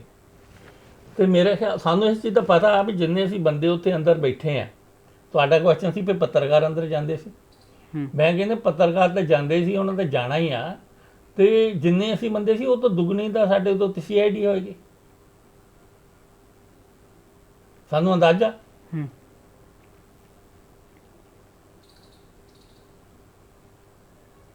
ਉੱਥੋਂ ਦੀ ਇੱਕ ਚੀਜ਼ ਦਾ ਗੌਰਮੈਂਟ ਨੂੰ ਪਤਾ ਸੀ, ਔਰ ਪਤਾ ਹੋਣਾ ਵੀ ਚਾਹੀਦਾ, ਸਰਕਾਰ ਹੈ। ਅਖੀਰ ਵਿੱਚ ਸਵਾਲ ਹੈ ਕਿ ਸੰਤ ਜਰਨੈਲ ਸਿੰਘ ਖਾਲਸਾ ਭਿੰਡਰਾਂ ਵਾਲੇ ਕਿਹਾ ਜਾਂਦਾ ਕਿ 6 ਜੂਨ ਨੂੰ ਸ਼ਹੀਦ ਹੋ ਜਾਂਦੇ ਆ। ਇਸ ਤੋਂ ਪਹਿਲਾਂ ਜਿਹੜੇ ਸਿੰਘ ਸ਼ਹੀਦ ਹੁੰਦੇ ਆ, ਜਰਨਲ ਸ਼ਬੀਕ ਸਿੰਘ, ਭਾਈ ਅਮਰੀਕ ਸਿੰਘ ਜੀ, ਭਾਈ ਠਾਰਾ ਸਿੰਘ ਜੀ, ਉਹਨਾਂ ਦੀ ਸ਼ਹਾਦਤ ਦੀ ਖਬਰ ਕਦੋਂ ਮਿਲਦੀ ਹੈ? ਨਹੀਂ, ਉਹ ਦੇਖੋ ਇਹ ਗੱਲਾਂ ਤਾਂ ਸਾਰੇ ਸਾਹਮਣੇ ਆ ਚੁੱਕੀਆਂ ਨੇ। ਜੇ ਤੁਹਾਨੂੰ ਖਬਰ ਗੱਲ ਕਰਨੀ ਹੈਗੀ ਆ, ਤੁਸੀਂ ਅੰਦਾਜ਼ਾ ਲਾਓ। ਤੁਸੀਂ ਇਹ ਜਿਹੜੀ ਹੈਗੀ ਨਾ ਕੁਐਸਚਨ, ਉਹ ਮਤਲਬ ਤੁਸੀਂ ਉੱਥੇ ਜਿਹੜੀ ਇੱਕ ਲੜਾਈ ਲੜਦੇ ਆ, ਅਸੀਂ ਲੜਾਈ ਲੜਦੇ ਆ, ਅਸੀਂ ਤਾਂ ਮੈਂ ਨਾਨਕ ਵਾਸਤੇ ਆ, ਉੱਥੇ ਤਾਂ ਗੋਲੀ ਜਿਹੜੀ ਇੰਨੀ ਸੀ ਵੀ ਤੁਸੀਂ ਅੰਦਾਜ਼ਾ ਨਹੀਂ ਲਾ ਸਕਦੇ। ਗੈਸ, ਗੋਲੀਆਂ, ਔਰ ਕਿੰਨੀ ਗਰਮੀ ਹੈ, ਤੁਸੀਂ ਬਾਹਰ ਪੈਰ ਪਾ ਕੇ ਦੇਖੋ ਹੁਣ। ਤਾਂ ਕਿਸ ਲਈ ਤੁਹਾਡਾ ਫਿਰ ਪਾਣੀ ਦੀ ਪ੍ਰੋਬਲਮਸ, ਠੀਕ ਹੈ ਕਿ ਨਹੀਂ। ਇਹ ਤਾਂ ਜਿਹੜੀਆਂ ਹੁਣ ਮੈਂ ਜੇ ਕਹਾਂ ਮੈਂ ਹੁਣ ਕਹਿ ਸਕਦਾ ਮੈਂ ਨਾਨਕ ਵਾਸ ਦੇ ਵਿੱਚ ਉੱਥੇ ਕਿੱਦਾਂ ਹੋਇਆ ਕੀ ਨਹੀਂ ਹੋਇਆ, ਇਹ ਇੱਕ ਦੂਜੇ ਨੂੰ ਅਸੀਂ ਜਾਣ ਕੇ ਜਿਹੜਾ ਹੁਣ ਬਚ ਗਏ, ਮਤਲਬ ਜਿਹੜੇ ਲੋਕ ਹੈਗੇ ਆ, ਉਹ ਬਾਅਦ ਦੇ ਵਿੱਚ ਅਸੀਂ ਇਕੱਠੇ ਕੀਤੇ ਆ। ਠੀਕ ਹੈ ਕਿ ਨਹੀਂ? ਵੀ ਜਦੋਂ ਹੁਣ ਸੰਤ ਅਕਾਲ ਤਖਤ ਸਾਹਿਬ ਤੋਂ ਜਿੱਦਾਂ ਗਏ, ਉਹ ਬਚ ਗਏ ਨਾਲ। ਲਾਭ ਸਿੰਘ ਜਿਹੜਾ ਨਾਲ, ਉਹ ਨਾਲ ਹੀ ਸੀ। ਉਹ ਜੋਧਪੁਰ ਗਿਆ, ਜੋਧਪੁਰ ਤੋਂ ਬਾਅਦ ਉਹ ਰਿਹਾ ਹੋਇਆ ਜਾਂ ਰਿਹਾ ਕੀਤਾ ਉਹਨੂੰ, ਬਾਅਦ ਦੇ ਵਿੱਚ ਅਸੀਂ ਮਿਲੇ ਆ। ਠੀਕ ਹੈ ਨਾ? ਫਿਰ ਗੱਲਾਂ ਹੋਈਆਂ ਵੀ ਤੂੰ ਕਿੱਦਾਂ ਨਿਕਲਿਆ, ਤੂੰ ਕਿੱਦਾਂ ਨਿਕਲਿਆ। ਠੀਕ ਹੈ ਕਿ ਨਹੀਂ? ਨਹੀਂ, ਜਿਹਨੇ ਸੰਤਾਂ ਨੂੰ ਦੇਖਿਆ ਹੋਵੇ, ਕਿਸੇ ਅਜਿਹੇ ਸਿੰਘ ਨਾਲ ਮੁਲਾਕਾਤ ਨਹੀਂ ਹੋਈ? ਨਹੀਂ ਹੋਈਆਂ। ਉੱਥੇ ਦੇ ਜਥੇਦਾਰ ਹੈਗੇ ਨੇ, ਉਹਨਾਂ ਜਿਹੜੇ ਸੀਗੇ, ਉਹ ਜਥੇਦਾਰ ਸਾਹਿਬ ਨੇ ਗੱਲ ਹੋਈ ਹੈ ਵੀ ਮੈਂ ਹੁਣ ਚਾਦਰ ਦੇਣ ਲੱਗਾ। ਇਹ ਆ ਚੁੱਕੀਆਂ ਬਾਹਰ, ਇਹ ਛਪ ਚੁੱਕਾ। ਤੁਹਾਡੀ ਗ੍ਰਿਫਤਾਰੀ ਫਿਰ ਉੱਥੋਂ ਹੀ ਹੁੰਦੀ, ਨਾਨਕ ਨਿਵਾਸ ਤੋਂ ਹੀ? ਇਹ ਤੁਹਾਡੀ ਜਾਣਕਾਰੀ ਗੱਲ ਥੋੜੀ ਜਿਹੀ ਹੈਗੀ ਹੈ, ਹੁਣ ਵਧਾਓ। ਆਪਾਂ ਫਿਰ ਕਿਸੇ ਟੌਪਿਕ ਦੇ ਉੱਤੇ ਗੱਲ ਕਰਾਂਗੇ। ਮੇਰਾ ਜਿਹੜਾ ਉਹ ਪੀਰੀਅਡ ਹੈਗਾ ਨਾਨਕ ਨਿਵਾਸ ਤੋਂ ਬਾਅਦ, ਮੈਂ ਸਿਰਫ 7 ਸਾਲ ਪਾਕਿਸਤਾਨ ਰਿਹਾ, ਸਿਰਫ 7 ਸਾਲ, 7 years ਓਨਲੀ ਜੀ। ਠੀਕ ਹੈ ਨਾ? ਉਸ ਤੋਂ ਬਾਅਦ ਫਿਰ 5 ਸਾਲ ਮੈਂ ਦੇਸ਼ ਵਿਰੁੱਧ ਲੜਾਈ, ਟਾਡਾ ਔਰ ਸਮਥਿੰਗ, ਔਰ ਇੱਕ ਖਾਲਿਸਤਾਨ ਲਈ ਬੋਲਣ ਲਈ, ਖਾਲਿਸਤਾਨ ਲਈ ਬਗਾਵਤ ਕਰਨ ਲਈ, ਔਰ ਖਾਲਿਸਤਾਨ ਲਈ ਲਿਖਣ ਲਈ 3 ਸਾਲ, 9 ਸਾਲ, 5 ਸਾਲ ਦੇਸ਼ ਵਿਰੁੱਧ ਜੰਗ ਕਰਨ ਲਈ, ਇਹ ਟੋਟਲ 14 ਸਾਲ ਬਣਦੇ ਆ ਜੀ। ਤਾਂ ਉਹ ਮੈਂ ਕੈਦ ਕੱਟੀ। ਤਾਂ ਇਹ ਸ਼ੁਕਰ ਹੈ ਵੀ 5 ਸਾਲ ਉਹ ਸਾਰੀ ਕੰਟਰੀ ਨੂੰ ਕਰ ਦਿੱਤੀ ਹੈ ਜੱਜ ਨੇ, ਤੇ 14 ਸਾਲ ਦੀ ਬਜਾਏ 5 ਸਾਲ ਜੇਲ੍ਹ ਕੱਟੀ ਹੈ। ਔਰ ਮੈਂ ਕਹਿ ਸਕਦਾ ਵੀ ਮੇਰੇ ਕੋਲ ਸ਼ਾਇਦ ਹੋਰ ਕਿਸੇ ਕੋਲ ਕਾਰਡ ਹੈ ਜਾਂ ਨਹੀਂ ਹੈ, ਖਾਲਿਸਤਾਨ ਦਾ ਮੈਂ ਪਹਿਲਾ ਕੈਦੀ ਹਾਂ। ਕਿਉਂਕਿ ਹੁਣ ਤੱਕ ਜਿੰਨੇ ਵੀ ਬੰਦੇ ਹੈ ਨੇ, ਚਾਹੇ ਸਿਮਰਜੀਤ ਸਿੰਘ ਮਾਨ ਹੈ, ਚਾਹੇ ਡਾਕਟਰ ਸੋਹਣ ਸਿੰਘ ਹੈ, ਚਾਹੇ ਹੋਰ ਬੰਦੇ ਨੇ, ਇਹਨਾਂ ਨੂੰ ਅਜੇ ਕੈਦ ਨਹੀਂ ਹੋਈ ਖਾਲਿਸਤਾਨ ਦਾ। ਹੁਣ ਮੈਂ ਕਹਿ ਨਹੀਂ ਸਕਦਾ, ਮੇਰੇ ਕੋਲ ਇੱਦਾਂ ਰਿਕਾਰਡ ਨਹੀਂ, ਪਰ ਮੈਂ ਖਾਲਿਸਤਾਨ ਦਾ ਪਹਿਲਾ ਕੈਦੀ ਮੈਂ ਹਾਂ ਜੀ। ਸਿੱਖ ਸੰਗਤ ਦੇ ਨਾਲ ਅਖੀਰ ਵਿੱਚ ਸੁਨੇਹਾ ਕੋਈ ਜੀ? ਸਿੱਖ ਸੰਗਤ ਦੇ ਨਾਲ ਮੈਂ ਇਹ ਕਰਦਾ ਵੀ ਅਸੀਂ ਅੱਜ ਦੇ ਦਿਨ 'ਚ ਇਹੀ ਗੱਲ ਕਰਦੇ ਹਾਂ ਵੀ ਸਾਡੀ ਦਿਲ ਖੁਸ਼ੀ ਹੋਈ ਹੈ। 84, ਸਿਰਫ ਜੂਨ 84 ਆਪਾਂ ਨਾ ਗੱਲ ਕਰੀਏ, ਨਵੰਬਰ 84 ਦੀ ਗੱਲ ਕਰੀਏ, ਕਿੰਨਾ ਦਿੱਲੀ 'ਚ ਬੰਦੇ ਮਾਰੇ ਗਏ, ਕਾਨਪੁਰ ਮਾਰੇ ਗਏ। ਉਹ ਤੋਂ ਗਾਂ ਮਰ ਢੰਗ ਬਦਲ ਗਿਆ ਜੀ। ਉਹ ਨਸਲਕੁਸ਼ੀ ਅੱਜ ਵੀ ਚੱਲ ਰਹੀ ਹੈ। ਜਿਸ ਲਈ 84 ਦੀ ਗੱਲ ਹੈ, ਮੈਂ ਜਿਹੜੇ ਆਉਣ ਵਾਲੀ ਪਨੀਰੀ ਨੂੰ ਗੱਲ ਕਰਦਾ, ਅਸੀਂ ਲੜਾਈ ਲੜੀ ਹੈ, ਚੰਗੀ ਲੜੀ, ਮਾੜੀ ਲੜੀ। ਸਾਨੂੰ ਤੁਸੀਂ ਬਹਾਦਰ ਸਮਝ ਲੈਣਾ, ਡਰਪੋਕ ਸਮਝ ਲਓ, ਭਗੌੜੇ ਸਮਝ ਲਓ, ਪਰ ਅੱਜ ਕੀ ਹੋ ਰਿਹਾ? ਅਸੀਂ ਉਸ ਵੇਲੇ ਗੋਲੀ ਤੋਂ ਨਹੀਂ ਸੀ ਡਰਦੇ, ਅੱਜ ਦੀ ਮੈਂ ਕਹਿੰਦਾ ਨਹੀਂ। ਉਹ ਮੇਰੇ ਨਾਲ ਦੇ ਸਿੰਘ ਚੜ੍ਹਦੀ ਕਲਾ ਸ਼ਹੀਦ ਹੋਏ ਨੇ, ਅੱਜ ਤੁਸੀਂ ਸੂਈਆਂ ਲਾ ਕੇ ਮਰ ਰਹੇ ਹੋ, ਸਾਤੋਂ ਜ਼ਿਆਦਾ ਮਰ ਰਹੇ ਹੋ। ਅਸੀਂ ਐਡੀ ਵੱਡੀ ਲੜਾਈ ਲੜ ਲਈ, ਸਾਡਾ ਕੋਈ ਬਹੁਤਾ ਨੁਕਸਾਨ ਨਹੀਂ ਹੋਇਆ, ਪਰ ਸਾਡੀ ਮਰਿਆਦਾ 'ਤੇ, ਸਾਡੇ ਗੁਰਸਥਾਨਾਂ 'ਤੇ ਇਹ ਨੁਕਸਾਨ ਭਰਿਆ ਨਹੀਂ ਜਾ ਸਕਦਾ।